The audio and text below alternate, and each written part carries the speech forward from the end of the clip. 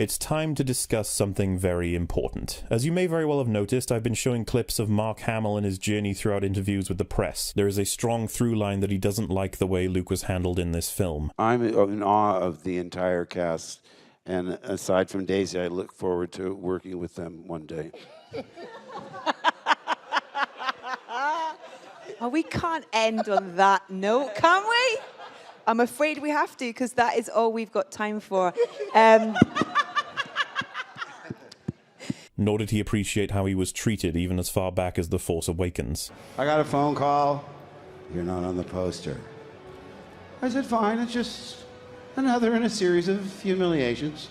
I have a massive amount of respect for this man and his clarity when voicing his opinions on Luke and his goals in life of bringing joy while maintaining respect and a form of dignity. He has a strong investment in his work and stays light in most of his appearances to best represent an aged Luke Skywalker to the world. But my point here is that he has a lot of fun. I hate to admit, when I became a Pez dispenser, I ran into Harrison's dressing room and I said, Harrison, I'm a Pez dispenser. And he looked up and he said, whatever floats your boat. He looks like a soccer ball, and he's got the rotating little dome on top. He's adorable. And then you just make it in that sinister dark color with the flat edges on his dome, and immediately, Nazi! He honestly seems to value one thing more than anything else when it comes to Star Wars, and that is made very clear here. It's just so wonderful to be associated with something that makes people so happy. And to be associated with anything that brings people that much happiness is just a real gift. And so we have a problem. Luke is a completely different character. Not even the people who love the film disagree with this. The defense always amounts to, yes, but it still makes sense. But does it? There is good in him. I felt it. He won't turn me over to the Emperor. I can save him. I can turn him back to the good side. We gotta help her. They're my friends, I gotta help them. I have to try. Get off my island. Does it make sense that Luke Skywalker would give up on training Jedi he worked to resurrect? Does it make sense that Luke Skywalker would give up on the Jedi as a whole despite what he learned about the balance and the actual history that took place in the prequels? Does it make sense that Luke Skywalker would give up on the galaxy he fought so hard to save? Does it make sense that Luke Skywalker would lose every one of his character traits that make him the figure that millions looked up to? Does it make sense that Luke Skywalker would give up on his family? That Luke would abandon them? Does it make sense that Luke Skywalker became a fearful coward, a hermit man, a tired, grumpy, old, damp sock, asking that we allow him to run away so he can be alone and die? Maybe we shouldn't be asking whether it makes sense. Let's ask Mark what he thinks. When I read 7, I said, I love everybody's part except mine. Imagine how I felt, because I'm reading this thing, everybody's talking about me all through the movie, and then I get to my part, and I turn the page, and it says the end. Yeah. Did your vision and Ryan's vision, did it coincide with the way that Luke ends up in this film that you thought it would all these years later?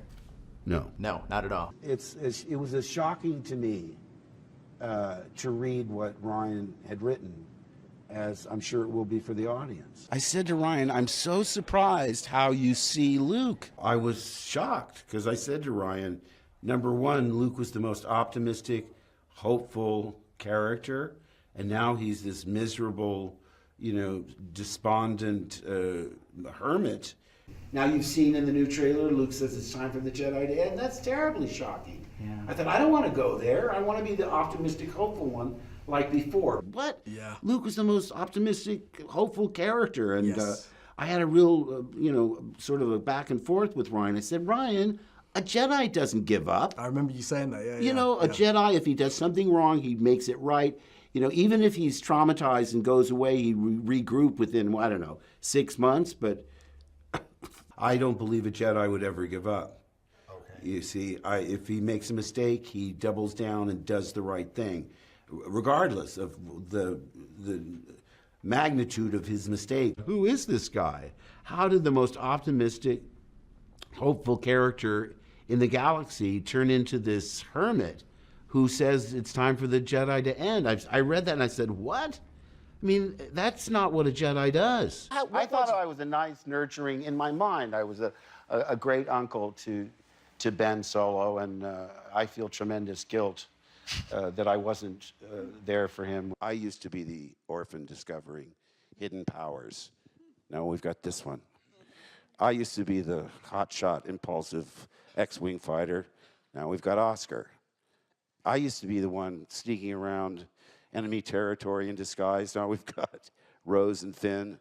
So, you know, I had to fight the irrational urge that it's a bunch of strangers rummaging through my old toy box playing with my toys. I almost had to think of Luke as another character. Maybe he's Jake Skywalker. He's not my Luke Skywalker. Luke has been gutted and poached in order to function as a springboard for the new heroes. He is the husk they will emerge from. Rey is better than Luke. She is more powerful, more morally righteous, more ambitious, more thoughtful, kinder. She's everything he should have been. But Luke actually earned those traits. And now they belong to her, for free. No training, no tests, no trials, no tribulation. Luke has been provided a very classic case of character assassination. And it's devastating for long-time viewers because not only is it something that we don't want to see, but it is given no meaningful or developed reasoning. None of this makes sense. I remember thinking, when I got to the scene, I hope everyone's seen it, but when the lightsaber jiggles in the forest and flies out of the snow, I went, oh, baby, here I am. Goes to Rey.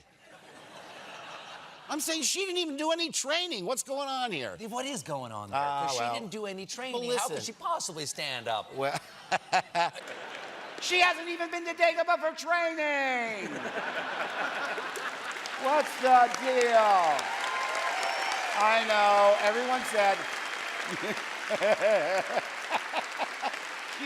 Mark has since tried to pull back on his comments as they are functioning as a springboard of their own for fans to rally behind. Comments he only meant to make as an expression of his feelings, and it's caused massive splits in the fan base as well as vitriolic comments and tweets. Mark's tweets are often referenced as evidence that Mark loves the new film and the direction it takes, but after seeing each of the interviews, I think in the spirit that he wants people to be happy, he is simply trying to calm the storm, calm everyone down, despite his own personal disdain. You can see him in moments of great stress and anxiety across the internet, but there is one interview that is very telling to me. It almost tells a story of Mark Hamill and Luke Skywalker. Mark isn't simply attached to Luke because it's a great source of financial stability. He loves what he and the character brought to people all over the world.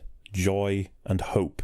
Wonder and escapism. Happiness. And so when faced with this new direction, the dark, gritty, depressed, sallow coward, there aren't many ways to feel about it other than the need to get away from it. So during this clip, Mark is once again veering off into his own thoughts, and we can only speculate what they might be about in this Star Wars-related interview. Regardless, this interview is between Mark Hamill and Britain's own Simon Pegg. Simon Pegg is a massive original trilogy fan, and as they discuss the topics at hand, watch Mark slowly fade off and away until he is reminded by Simon Pegg of why Luke Skywalker is so important.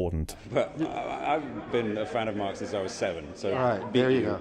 And you know, he was such a huge part of my life growing up and part of my, you know, development as a person. Because that, I know it sounds crazy, and it's weird when people talk about things that you've done as being so influential and you know, having such an effect. But Star Wars had a big effect on me, you know. And I always was Luke in the playground. I was always, you know, he was always my favorite. And so to meet him on that first day, I remember you came in and you were like, you know, you were sort of on set saying hi, and I think I went up and hugged you straight away. Really? It's that odd thing, I know you, I've known you for 30 seconds. Yeah, that's the amazing thing about this, is that you become a part of the world's family.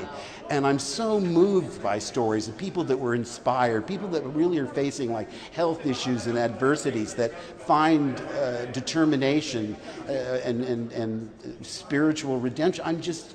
I'm always stunned at how it affected people and continues to affect them. This is pretty devastating, because who wants to play as the old grumpy man on the island who wants to die? Who's going to be inspired by that? Not Mark Hamill, I can tell you that much. The other reason people think he's walked back on his statement is that his arm would have been twisted by Disney. But we have no reason to assume that, do we? But you'll find out more. I don't think anyone will ever say, that's exactly what I wanted. And I better be careful, by the way. I had to do what Ryan wanted me to do because it serves the story well. But listen, I still haven't accepted it completely. I mean, if I leaked something, they'd cut off my head and throw it right in my face. Seriously though, I think he's walked back on them to try and keep the peace. The man does not want to cause or support pain in any way. And besides, should we take him seriously on Twitter? I mean, it's only a joke, you know. Don't take me seriously. I'm just another crank on Twitter. See what I mean? He's just fun, and he was forced to play literally the opposite of that. Anyway, the fact that Luke has been butchered, as many iconic characters have been with every reboot that gets released, plenty of people still like the direction, but regardless of how they feel, regardless of how Mark feels, regardless of how the world feels, I feel like it was a terrible decision from a man who had a fan story to tell, and no one could convince him of anything different because he had the final word on the script. As nightmares do sometimes come true, that fanfiction is now canon.